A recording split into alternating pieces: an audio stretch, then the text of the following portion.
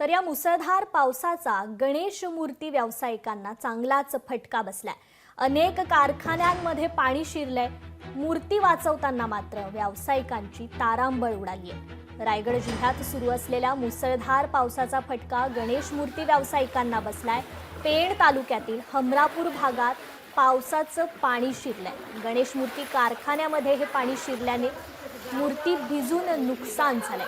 मूर्ती वाचवताना व्यावसायिकांची तारांबळ उडाली आहे। पावसामुळे हमरापूर भागातील अनेक घरांमध्ये देखील पाणी शिरलंय।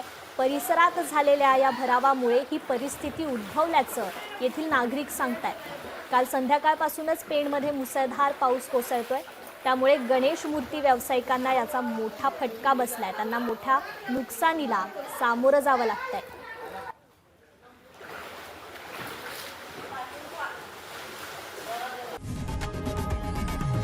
लोकशाही मराठी ऐका, पहा, जागरूक रहा।